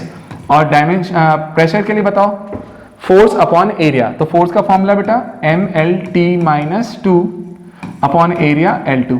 एक L कैंसिल, एक से इधर कैंसिल होगा, तो बेटा a का फॉर्मूला इधर जाएगा mL⁵ T-2, ये मिला a। ठीक, चलो एक पार्ट हुआ। दूसरा पार्ट बोलो, दूसरा ब्रैकेट मल्टीप्लाई हो रहा है y माइनस बी। अब y तो मैं क्या डिफाइन करके रखा भैया, y के लिए बोला वॉल्यूम। अब यदि y वॉल्यूम है तो उसमें से b माइनस हो रहा है, तो b भी मेरे लिए वॉल्यूम ही होगा। तो b का वॉल्यूम है यदि, तो b के लिए मैं बोलूं तो b का फॉर्मूला क्या बनेगा बेटा बताओ, b के लिए फॉर्मूला बोलो तो L3। अब सोचो a आ गया, b आ गया, आपसे पूछा था a बाय b क्या रिप्रेजेंट कर रहा है, तो निकालते ना भाई। a बाय b की वैल्यू रखो, value mL⁵T-2 upon L3। Simplify करो, कितना आएगा mL2T-2। अब मुझे बताओ mL2T-2 एग्जैक्टली क्या है। mL2T-2 आपका वर्क डन भी होता था, आपकी एनर्जी भी होती थी। मतलब ये एनर्जी का भी फॉर्मूला हो सकता है और वर्क डन का भी। मतलब ये डायमेंशनली देखा जाए तो ये किस चीज को रिप्रेजेंट कर रहा है, एनर्जी। तो देखो चार ऑप्शन में, क्योंकि हम सिंगल चॉइस में हैं, एक सिंगल करेक्ट ऑप्शन है, तो कोफिशिएंट ऑफ विस्कोसिटी नहीं है क्योंकि mL-1 T-1 होता था। एनर्जी का mL2T-2 करेक्ट है। अब यदि एनर्जी आ गया तो बाकी दोनों को सोचने की जरूरत ही नहीं है, क्यों, सिंगल ऑप्शन ही तो करेक्ट होगा। ठीक है, तो ये है। हाँ, लेकिन यदि मल्टीपल चॉइस हो तो बेटा अगले ऑप्शंस को जरूर चेक कर लीजिएगा कि हो सकता है कि इनमें से भी कोई इसको रिप्रेजेंट कर रहा हो। ठीक, बट अभी क्योंकि सिंगल करेक्ट है तो इसमें डाउट ही नहीं है अपने पास। चलेगा, चलो नोट करो, नेक्स्ट वाला देखते हैं। और एक चीज देखते चलो बेटा, प्रॉब्लम्स का लेवल बहुत हाई नहीं है, आप उसे भाई बना देते हो। ठीक, चलो नोट करो। अब देखिए बेटा, अब हमारा जो नेक्स्ट वाला प्रॉब्लम आया ना, वो हमारा बेस्ड है किस चीज पर, वो है एरर बेस्ड। ठीक, अभी तक अपन जो कर रहे थे वो था हमारा कौन सा, वो था आपका प्रिंसिपल ऑफ होमोजेनिटी पर बेस्ड क्वेश्चंस। अब देखो एरर पे आते हैं। अब बेटा मैं ये कंसीडर करके चल रहा हूं कि आप लोगों को एरर्स पता है ना, मैं सिर्फ क्वेश्चंस करवा रहा हूं, इसलिए मेरे लिए पॉसिबल नहीं होगा कि मैं एरर वाले टॉपिक पे जाऊं और एरर समझाऊं, है ना।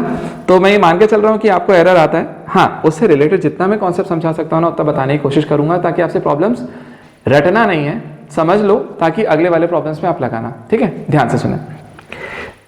यहां पर आपसे गिवन है कि a body of mass m, तो मास m के लिए आपके पास फॉर्मूला गिवन है बेटा 5 ± 0.5 kg।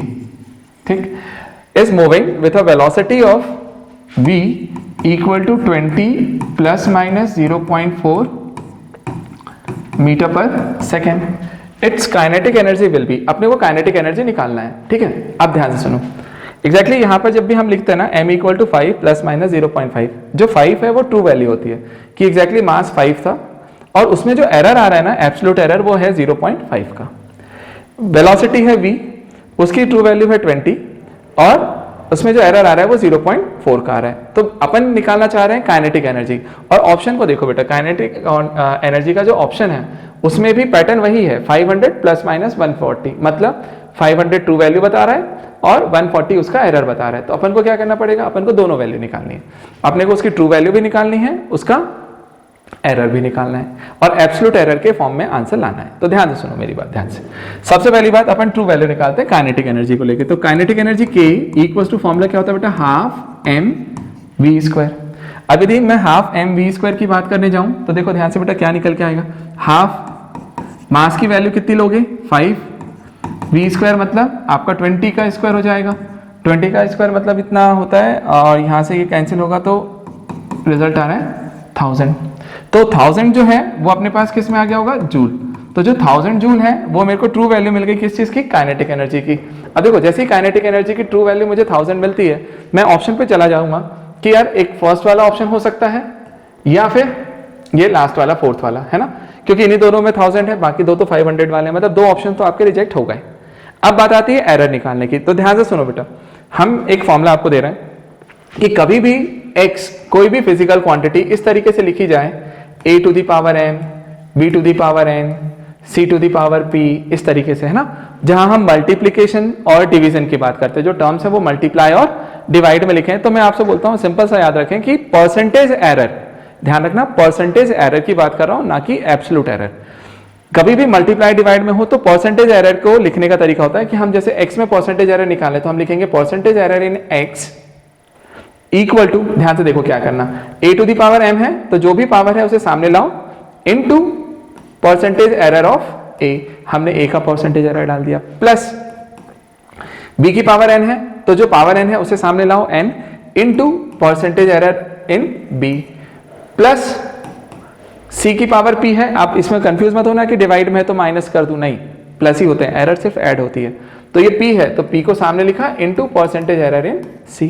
तो आप जैसे ही आप इसको लिखोगे ना बेटा ये पूरा टर्म, तो ये हमारा टोटल परसेंटेज एरर कैलकुलेट करके दे देगा। लेकिन ये चीज कब लगेगी, जब टर्म्स मल्टीप्लीकेशन और डिवीजन में, प्लस माइनस में हो तब परसेंटेज एरर नहीं एब्सोल्यूट एरर ऐड होते हैं। ठीक है, चलो अब मैं इतना सा लॉजिक लगाया, मैं करने जाता हूँ सॉल्व। ध्यान से देखो, काइनेटिक एनर्जी क्या था, k equal to half m v square. मैं परसेंटेज एरर में जाता हूँ, क्यों, क्योंकि टर्म्स मल्टीप्लीकेशन में है सर। तो देखो मैं लिखूंगा परसेंटेज एरर इन k, काइनेटिक एनर्जी क्या होगा 1/2, 1/2 नंबर है उसमें कोई एरर नहीं है, हटाओ। मास, मास की पावर 1 है तो 1 इनटू परसेंटेज एरर इन मास, प्लस इसकी पावर 2 है तो 2 इनटू परसेंटेज एरर इन v, वेलोसिटी। अब देखो मुझे बताओ परसेंटेज एरर क्या होता है मालूम बेटा, परसेंटेज एरर होता है absolute error upon true value. जो एब्सोल्यूट एरर आ रही है उसको ट्रू वैल्यू से डिवाइड करो इनटू 100। तो देखो ध्यान से मैं करके बताता हूं, तुम्हें समझ में आएगा। अपन परसेंटेज एरर ही निकालते हैं तो इसको मैं क्या लिखूंगा, देखो एब्सोल्यूट एरर मतलब delta k, change in k, upon में उसकी ट्रू वैल्यू k इनटू 100 कर दो तो ये इसका परसेंटेज एरर है। तो यहां से देखो बेटा, यदि मैं 1 है तो 1 तो गया, परसेंटेज एरर इन m तो क्या होगा बेटा, डेल्टा m मतलब उसका एब्सोल्यूट एरर अपॉन में ट्रू वैल्यू m की into 100, plus 2 times percentage error इन v है तो चेंज वेलोसिटी का अपॉन ट्रू वैल्यू इनटू 100। तो एक चीज देखो बेटा, 100 इधर भी है, इधर भी है, इधर भी है, तो तीनों में से कॉमन आकर के कैंसिल कर दो, कोई फर्क नहीं पड़ेगा अभी। ठीक है, चलो अब वैल्यू लिखते हैं। डेल्टा के मैं यहां लिखता हूं ना, देखिएगा जो डेल्टा के बाय के की वैल्यू अपन कैलकुलेट करते हैं अभी, है ना, इक्वल टू क्या होगा, delta m by m plus delta 2 times delta v by v. रखो बेटा वैल्यू, तो डेल्टा के अपॉन में के मतलब ट्रू वैल्यू उसकी, तो के की ट्रू वैल्यू कितनी आई थी 1000, तो मैंने उसे 1000 लिख दिया, इक्वल टू डेल्टा एम मास, मास में बताओ कितना आ रहा चेंज, डेल्टा एम मतलब कितना है 0.5 जिसका एरर आ रहा था, तो 0.5 अपॉन में ट्रू वैल्यू कितनी है 5, plus 2 times delta we, change in velocity कितना आ रहा है 0.4 अपॉन में 20, तो 20 को यहां लिख दिया। तो अब मुझे बताओ बेटा यहां से करेंगे तो अपन क्या सॉल्व होगा, ये यदि कैंसिल करते हैं तो 5 से 5 जाएगा तो 0.1 मतलब 1/10, प्लस ये तो गया तो 10 आ गया, और ये कितना हो जाएगा बेटा 4 अपॉन में 100, तो एलसीएम ले लो, यहाँ से 100 एलसीएम आ जाएगा, ये आ जाएगा आपके पास 10 + 4 मतलब 14/100 और यहाँ से आ रहा है डेल्टा के अपॉन में 1000, तो 2 0 तो कैंसिल हो गए होंगे, तो ये 10 उधर मल्टीप्लाई होगा तो डेल्टा के की वैल्यू आएगी बेटा 140। अब सोचो डेल्टा के क्या आ गया, absolute error in kinetic energy, तो 140 का एब्सोल्यूट एरर है और ट्रू वैल्यू कितनी थी सर 1000 की, तो मतलब एग्जैक्टली जो आंसर आएगा वो क्या आएगा के का, बताओ 1000 ± 140 जूल। और ऐसा ऑप्शन आपको एक ही दिख रहा है और वो ऑप्शन कौन सा है, फर्स्ट वाला, तो हमारा आंसर फर्स्ट करेक्ट है।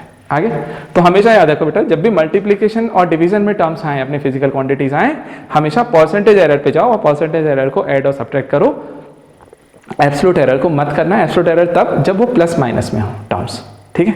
चल नोट करें, नेक्स्ट वाला देखिए। अब देखिए बेटा, अब ये नेक्स्ट वाला प्रॉब्लम फिर से आया, फिर से वो एरर पर ही बेस्ड है। क्या बोला उसने, a cylindrical wire of mass, तो बेटा मास बोल रहे हैं, आप लिखते जाया करो, मास कितना दिया बेटा 0.4 ± 0.01 ग्राम, ठीक, ये मास है। हैज लेंथ, उसकी जो लेंथ है, लेंथ इक्वल्स टू दिया हुआ बेटा 8 ± 0.04 और ये किस में, सेंटीमीटर में, कोई दिक्कत नहीं। And radius r equal to दिया हुआ है आपके पास 6 ± 0.03 और ये है mm में, ठीक है।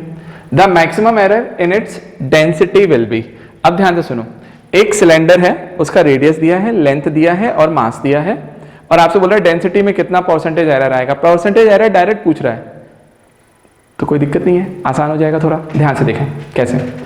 आप मुझे बताओ, डेंसिटी को हम बोल देते हैं रो, डेंसिटी इक्वल टू होता है सर मास अपॉन में वॉल्यूम, ठीक।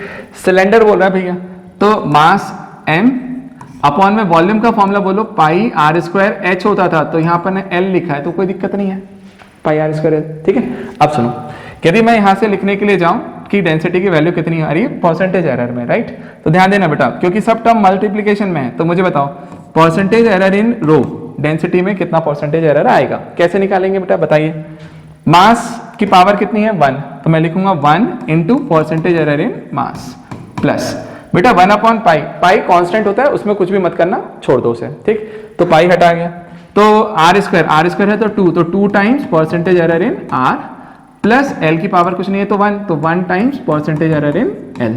अब बेटा रखें और सॉल्व करें, बताइए m में परसेंटेज एरर यदि आप निकालने के लिए जा रहे हो तो m का परसेंटेज एरर कैसे निकलेगा, परसेंटेज क्या होता था, डेल्टा m अपॉन में m × 100, तो बस कर डालो भाई, कितना आएगा, डेल्टा m की वैल्यू यदि यहाँ निकाली जाए तो कितनी है बेटा 0.01 अपॉन में m 0.4 ट्रू वैल्यू, इनटू क्या करोगे भाई 100, ठीक है, प्लस 2 टाइम्स, या तो 100 सबसे बाहर लास्ट में मल्टीप्लाई कर दो। परसेंटेज एरर इन r, ये अपन ने मास का लिखा, रेडियस का देखो, रेडियस में परसेंटेज एरर तो 0.03 अपॉन में 6, तो 6 से ट्रू वैल्यू को डिवाइड कर दो, इनटू कर दो 100, ये आंसर आ गया, प्लस 1 है, और percentage error in length, length है तो 0.04 है ना, उसका एरर अपॉन में क्या आएगा बेटा 8 × 100, और आप इसको सॉल्व करो, और इसको सॉल्व करके आपका जो भी आंसर आता है वो आपका ट्रू आंसर होगा, ठीक, और वो आंसर आप मुझे कमेंट बॉक्स में मेंशन करोगे, ठीक है, मतलब बताओगे मुझे कि इस वाले का आंसर क्या आया। क्लियर है सब, चलो नोट कर लीजिए, आपको समझ में आएगा, क्योंकि परसेंटेज एरर है ना, डायरेक्ट आएगा बेटा, है ना, यहाँ पे अपन को उसको ट्रू वैल्यू की वैल्यू रखने की जरूरत ही नहीं है, क्योंकि डायरेक्ट परसेंटेज पूछ रहा है उसने, ठीक है। नोट करें, नेक्स्ट वाले पे आता है। अब देखिए बेटा, अब ये जो नेक्स्ट वाला प्रॉब्लम आया ना, ये 12th बेस्ड है, 12th में एक फॉर्मूला आता है, वहां से हम लोग निकालते हैं, मैं आपको समझा देता हूँ। Dimensions of 1/μ0 ε0 should be equal to, आपसे पूछा है बेटा 1/μ0 ε0 का फॉर्मूला, ठीक, एग्जैक्टली देखो, म्यू होता है यहाँ पे परमिएबिलिटी, ε0 होता है परमिटिविटी। अब ये दोनों एब्सोल्यूट वाली है, फ्री स्पेस की है, बट इन दोनों का जो फॉर्मूला कैलकुलेट होकर के आता है ना बेटा, वो c² के इक्वल होता है, बस आप इतना याद रख लीजिए अभी फिलहाल। क्या, ये स्पीड ऑफ लाइट है c, और c हमारा यदि यहाँ पर बेटा स्पीड ऑफ लाइट है, और ये मैं आपको यदि बता दूं कि 1/μ0 ε0 c² के इक्वल है, तो अब बताओ, यदि इसका डायमेंशन पूछ रहा है तो मैं इसका ना निकालते हुए c² का निकाल दूं, तो मुझे बताओ सी स्क्वायर का क्या आएगा, सी क्या है, डायमेंशनली क्या बता रहा है वो, speed of light, light speed है, तो स्पीड का क्या होता है एल टी माइनस वन, और उसका स्क्वायर करेंगे तो क्या निकल के आएगा बेटा बताओ, L two T minus two, और इसको अरेंज करूंगा तो एल टू और टी माइनस टू को नीचे ले जा से टी स्क्वायर लिख सकता हूँ, तो एल टू अपॉन में टी टू है ना। मैं टी टू स्क्वायर की बजाय 2 बोलता हूँ, क्यों, क्योंकि 2 बार आया है, स्क्वायर का मतलब होता है मल्टीप्लाई करना, मल्टीप्लाई नहीं हो रहा है यहाँ पे, उतनी बार वो टर्म्स आ रही है, इस कारण से मैं ऐसा बोलता हूँ, ठीक है। तो बेटा बोलो L2T2 का फॉर्मूला कौन सा आ रहा है, ये रहा आपका फोर्थ वाला, ठीक, ये आपका करेक्ट आंसर है, चलेगा।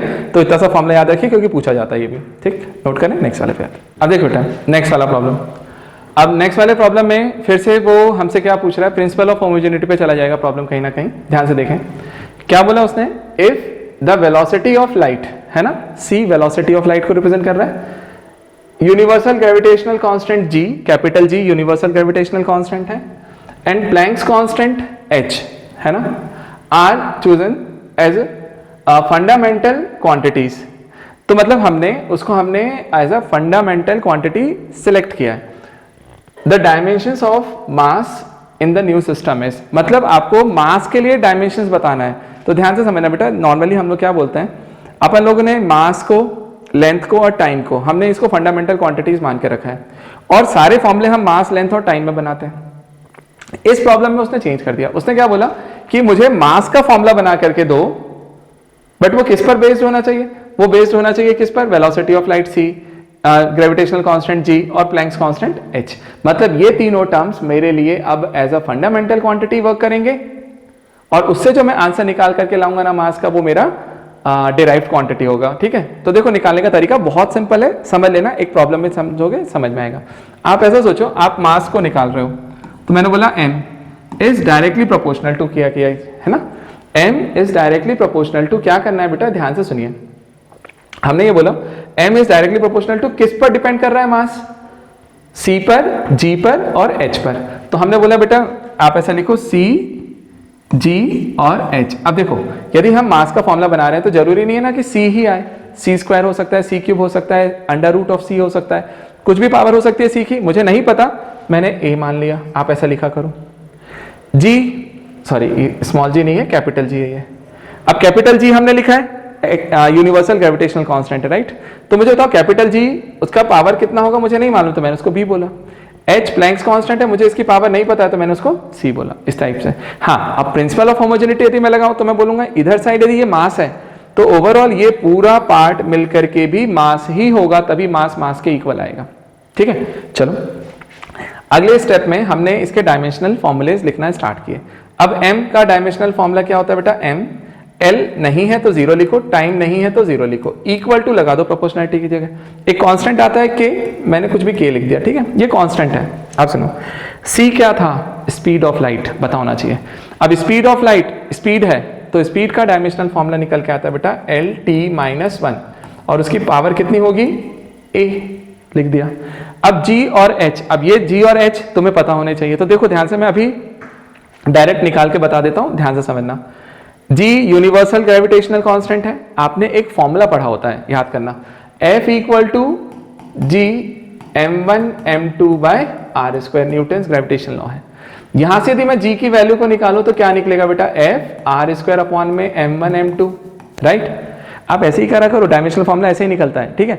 अब g के लिए निकाल रहे हो तो बेटा फोर्स का फॉर्मूला क्या होगा, mlt माइनस 2, r रेडियस होता है, मतलब रेडियस नहीं लेंथ होती है, लेंथ होती है तो बेटा L2 अपॉन में m1 क्या है, m मास, ये भी मास, एक m कैंसिल, तो बेटा m minus 1 L3 t minus 2, और ये मेरा g का डायमेंशनल फॉर्मूला होता है। तो देखो जब हम ये फॉर्मुलेज निकालने जाते हैं ना, तो मुझे इनके डायमेंशनल फॉर्मूले याद होने चाहिए, और मैं बोलता हूँ g का भी डायमेंशनल फॉर्मूला याद रखो, क्योंकि ये भी बहुत यूजफुल है, बार बार पूछा जाता है, कहीं ना कहीं डायरेक्ट भी पूछते हैं, कभी वो एप्लीकेशन में पूछते हैं इस टाइप से, ठीक है। चलो तो हमने बोला g के लिए फॉर्मूला निकाल लिया, रख दें g की जगह पे, रखो बेटा m minus 1 L3 t minus 2, और उसके पूरी की power b, and last h है, याद करो h का फॉर्मूला क्या था, E equals to H nu, तो h इक्वल्स टू क्या बना था बेटा, E by nu, E energy था m L2 t minus 2 upon में फ्रीक्वेंसी कितनी होती है बेटा,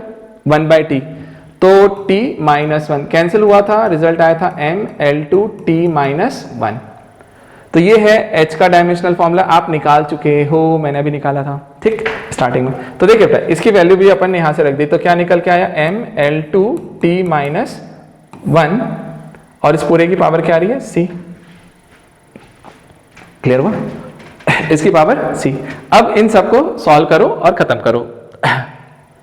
सही लिखा हुआ फॉर्मूला? हाँ करेक्ट है, ठीक। अब सुनो जरा सिंप्लीफाई करते हैं बेटा, k तो k ही है, l की पावर a, t की पावर माइनस है, सिंपल पावर ले लो, m की पावर -b, l की पावर 3b और t की power -2b, m to the power c, l की पावर 2c और t की पावर -c। बेटा सबको ऐड करके लिखो, m यहाँ पे लिखा जाए, k तो कांस्टेंट है, m की पावर ओवरऑल कितनी हुई -b और c, तो मैंने लिखा -b + c m आया। l की पावर में क्या आएगा बेटा, यहाँ से a + 3b और +2c, और t की पावर में, अब t की पावर में क्या आ रहा है बेटा, t की पावर -a, इधर से -2b और इधर से -c, ये आ गए। अब आपको देखो ये तीनों आ गए और यहां से अपना फॉर्मूला लिखना है m की पावर 1, l की पावर 0 और t की पावर 0। अब सोचो यदि ये इधर मास है तो ये पूरा भी मास ही होगा। पावर को कंपेयर करो, बताओ इधर से m की वैल्यू कितनी आ रही है, -b + c, और m की वैल्यू जो भी -b + c आ रही है वो किसके बराबर आएगी, 1 के। तो -b + c की वैल्यू कितनी हो गई बेटा, 1। ये एक इक्वेशन आया। नेक्स्ट देखो l की पावर में देखा जाए तो कितना आएगा बेटा, a + 3b + 2c, है ना, l की पावर a + 3b + 2c, और ये इक्वल टू में कितना आ रहा है, 0, तो इक्वल टू में इसे 0 कर दो। एक और देखो तीसरा वाला, a की पावर में कितना आ रहा है बेटा, t की पावर वाला लिखे तो -a -2b और -c इक्वल टू भी 0, क्योंकि t की पावर भी यहाँ पे खत्म है, 0 है। चलो आपके तीनों चीजें हो गई। अब अपन 3 इक्वेशंस बनी हैं, क्या हम इन तीनों इक्वेशंस को सॉल्व कर सकते हैं, 1 को, 2 को और 3 को। आप इन तीनों को सॉल्व करेंगे, जैसे ही सॉल्व करेंगे आपको a, b और c की वैल्यूज मिल जाएंगी। तो करा जाए भाई सॉल्व एक बार, है ना। तो देखो ध्यान से एक काम करते हैं, सबसे पहले 2 + 3 को ऐड करो। अब ये मैथ से यार, 2 + 3 को यदि मैं ऐड करूं तो कितना बनेगा बेटा, a और a कैंसिल, 3b - 2b मिलके b और 2c - c मिलके +c, और इक्वल टू में क्या आ जाएगा, 0 + 0 0 आ गया, ठीक। इसको एक इक्वेशन बोल दो, इक्वेशन नंबर 4। अब बोलो 1 और 4 को ऐड कर दें, तो बेटा 1 + 4 कराओ, तो b और -b कैंसिल, c + c कितना हो जाएगा, 2c इक्वल टू 1 + 0 1, तो c की वैल्यू कितनी आ गई बेटा, 1/2। अब देखो c 1/2 आया, इस इक्वेशन से मुझे b मिल गया, b की वैल्यू कितनी आ रही होगी, -c, तो b इक्वल टू -1/2। अब c की वैल्यू मिल गई, b की वैल्यू मिल गई, अब c और b यदि दोनों मिल चुके हैं तो तीसरा वाला बचा कौन, a। अब a निकालने के लिए क्या करोगे, रख दो किसी में वैल्यू यार। अब ये वाला पार्ट तुम करो ना यार, सॉल्व कर लेना, ठीक है। अपन ऑप्शन मैच करने की कोशिश करते हैं कि क्या इतने से हो सकता है। देखो अपने फॉर्मूले में क्या आ रहा था, b था, g की पावर में b आएगा, मतलब वैल्यू रखेंगे तो -1/2, और h की जगह h की पावर c है तो वो 1/2, तो g की पावर -1/2 और h की पावर 1/2, कोई ऑप्शन है, h की पावर 1/2, g की पावर -1/2, ये दोनों, ये वाला एक ऑप्शन है। ऊपर वाला तो है ही नहीं, g की पावर 1/2 नहीं, प्लस में 1/2 नहीं आएगा, है ना, ये भी नहीं है, g की पावर 1 भी नहीं है बेटा। ऑप्शन आपका ये लास्ट वाला, ठीक। तो अब वो a वाला पार्ट आप इस दोनों की वैल्यू को उठा के किसी भी एक इक्वेशन में रखना, a निकाल लेना, आंसर आ जाएगा, चलेगा, छोड़ सकते हैं ना भाई इतना तो यार, ठीक। चलो नोट करें, नेक्स्ट वाला देखते हैं। अब देखिए बेटा, अब ये क्लास प्रॉब्लम हमारे इसमें का क्या बोला उसने, if R, XL and XC represents resistance, inductive reactance and capacitive reactance। ध्यान देना बेटा, एक चीज मैं आपको समझा देता हूं। पहले हम लोगों ने पढ़ा हुआ है रेजिस्टेंस, ये 12th का टॉपिक है, 11th वालों के लिए नया है, थोड़ा सा ध्यान से समझना बेटा। R हमें क्या बता रहा होता है, ये रेजिस्टेंस होता है, सिंपल सा। यहाँ जो XC लिखा गया ना, XC रिप्रेजेंट करता है एक कैपेसिटर के रेजिस्टेंस को, मतलब रेजिस्टेंस ऑफ अ कैपेसिटर जो है ना, उसे ही रिएक्टेंस बोला जाता है। मतलब भले से मैं इसे रिएक्टेंस बोल रहा हूं, रिएक्टेंस ऑफ कैपेसिटेंस है, बट बेटा एक चीज ध्यान रखिए, जो रिएक्टेंस है ना कैपेसिटर के लिए, उसी को रेजिस्टेंस बोलते हैं, मतलब उल्टा बोल रहा हूं, जो कैपेसिटर का रेजिस्टेंस होता है वो रिएक्टेंस होता है बस। मतलब डायमेंशनली देखा जाए तो भैया ये भी रेजिस्टेंस था आर, एक्ससी भी रेजिस्टेंस ही है आर, और जो एक्सएल है एग्जैक्टली एक्सएल जो है ना वो भी क्या बता रहा होता है, रिएक्टेंस ऑफ इंडक्टर, और इंडक्टर का जो रिएक्टेंस है एग्जैक्टली वो इंडक्टर का रेजिस्टेंस है, समझ में? तो इंडक्टर के लिए जो रेजिस्टेंस आ रहा है ना वो भी वही है। तो ओवरऑल देखा जाए तो आर, एक्सी और एक्सएल तीनों ही रिप्रेजेंट कर रहे हैं किस चीज को, रेजिस्टेंस को। अब उसने हमसे पूछा था कि बताओ इन चारों में से कौन सा ऑप्शन ऐसा है जो डायमेंशन लेस है। डायमेंशन लेस कब आएगा, जब न्यूमरेटर और डिनोमिनेटर दोनों कट के मतलब डायमेंशन खत्म करेंगे। तो यहाँ पे देखो बेटा, फर्स्ट वाले ऑप्शन को चेक करूं तो ये रेजिस्टेंस, एक्सएल भी रेजिस्टेंस, ये भी रेजिस्टेंस, मतलब देखा जाए तो रेजिस्टेंस का क्यूब हो गया मल्टीप्लाई होकर के, पहला रेजिस्टेंस रेजिस्टेंस रेजिस्टेंस मिलकर रेजिस्टेंस क्यूब हो गया, रेजिस्टेंस क्यूब हो गया तो उसका कुछ तो डायमेंशन आएगा भाई, डायमेंशन लेस नहीं है रेजिस्टेंस, ठीक। चलो ये थर्ड वाले ऑप्शन को देखो, आर ऊपर एक रेजिस्टेंस, नीचे एक्सएल और एक्सी ये दोनों रेजिस्टेंस हैं, तो एक रेजिस्टेंस से एक रेजिस्टेंस कट भी जाएगा तो 1 अपॉन रेजिस्टेंस बचेगा, तो वो भी डायमेंशन लेस नहीं हुआ। फोर्थ वाले ऑप्शन पे आओ, एक रेजिस्टेंस आर है, एक्सएल भी रेजिस्टेंस, रिएक्टेंस भी, ये दोनों भी कटेंगे कहीं ना कहीं, डायमेंशनली कटेंगे बेटा, है ना, फॉर्मूले से नहीं। तो ये दोनों भी कटे तो मतलब ये रेजिस्टेंस के बराबर आ रहा है, डायमेंशन लेस नहीं है। इसमें देखो आर अपने आप में रेजिस्टेंस है और एक्सएल जो है रेजिस्टेंस, एक्सी भी रेजिस्टेंस, तो रेजिस्टेंस का स्क्वायर उसका रूट लोगे तो वो रेजिस्टेंस ही आएगा, और ये दोनों जब कटेगा तो ये मिलकर के क्या बनेगा, डायमेंशन लेस क्वांटिटी। और डायमेंशन लेस क्वांटिटी कौन सी निकल के आई, सेकंड वाली। तो second option is the correct answer. चलेगा? तो मेरी बात ध्यान से समझना, इतने क्वेश्चंस मैंने आपको अभी करवाए हैं, इसका मतलब ये नहीं बेटा कि यूनिट एंड डायमेंशन इतने में खत्म हो जाता है, और भी हैं। अभी मैंने ये 2023 के क्वेश्चंस करवाए हैं, अगले आने वाले टाइम में मैं आपके 2022, 2024 सारे लेकर के आऊंगा, है ना। बट हम अभी एक एक करके एक एक साल के क्वेश्चंस को रिपीट कर रहे हैं, है ना। तो अभी जैसे अभी अपन ने यूनिट एंड डायमेंशन देखा, आने वाले लेक्चर में आपको किसी दूसरे चैप्टर का मिलेगा, जैसे motion in a straight line, ठीक। तो मैं अभी 2023 पहले कंप्लीट करके देन उसके बाद दूसरे वाले ईयर पे जाऊंगा, ठीक। तो बेटा आपके लिए एक चीज कि आप इसे नोट करो, समझो, है ना, और जो भी डाउट्स आते हैं कमेंट बॉक्स में आप मुझे बताओ, ठीक। और यदि आप शेयर कर सकते हो तो शेयर करो बेटा, है ना। Thank you so much.